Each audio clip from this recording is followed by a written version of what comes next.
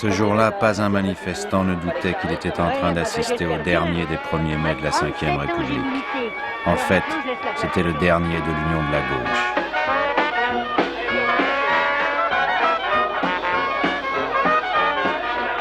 Un an plus tard, un cortège sans joie suivrait le même itinéraire, encore sous le choc d'une élection perdue. 4 ans plus tard, ce serait tout aussi inattendu, la victoire. Et d'autres défaites et d'autres victoires. Mais le cortège ne serait jamais plus le même. Et tout autour, les choses ne seraient jamais plus les mêmes.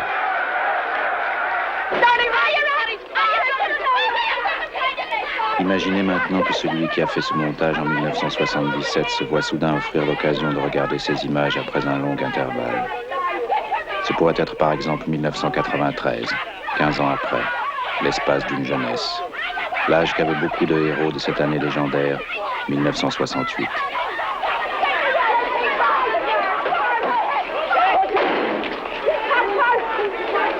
Il pourrait méditer sur le temps qui passe et en mesurer les changements avec un instrument très simple, en énumérant les mots qui n'avaient simplement aucun sens pour les gens des 60s.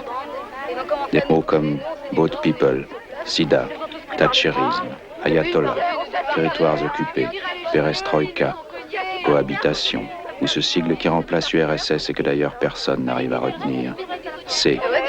Il y en a qui s'en sont tirés à bon compte comme moi, mais il y en a d'autres. Il y en a qui ont pris par les cheveux une dame de 40 ans. Car la si puissante et si redoutée Union soviétique avait cessé d'exister. Le sésame de cette transition avait d'abord été droit de l'homme, maintenant c'était économie de marché. Le terrorisme avait remplacé le communisme en tant qu'incarnation du mal absolu. Qui pouvait encore comprendre qu'à une certaine époque, ce n'était pas si mal de kidnapper un ambassadeur américain si cela servait à libérer une jeune brésilienne de ses bourreaux. Bastantes companheiras presas que sofreram diversos outros tipos de tortura. A maioria delas sofria torturas internas, quando enfiavam cacetetes pela vagina e davam choques elétricos. On parle toujours de la répression en Amérique latine, mais en fait c'est une guerre différente, c'est une guerre d'élimination sélective. Aujourd'hui, le Brésil est une démocratie, le Chili aussi, jusqu'à un certain point. Le rêve communiste a implosé. Le capitalisme a gagné une bataille, sinon la guerre. Mais une logique paradoxale fait que certains des ennemis les plus déclarés du totalitarisme soviétique, ces hommes de la nouvelle gauche à qui ce film est largement consacré, ont été entraînés dans le même tourbillon.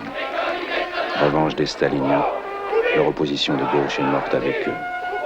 Ils étaient liés dialectiquement comme le scorpion à la tortue, souvenez-vous d'Orson Welles. C'était leur caractère.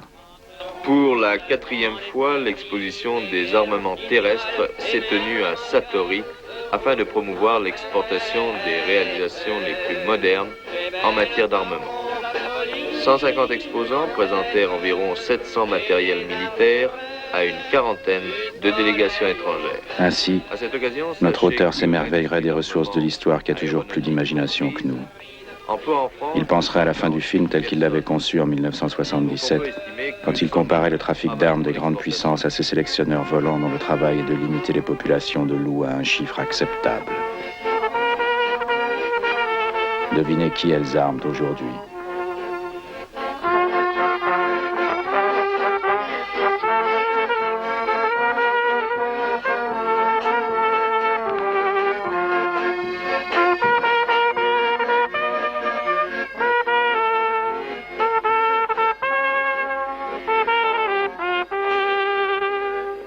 Une pensée consolante cependant.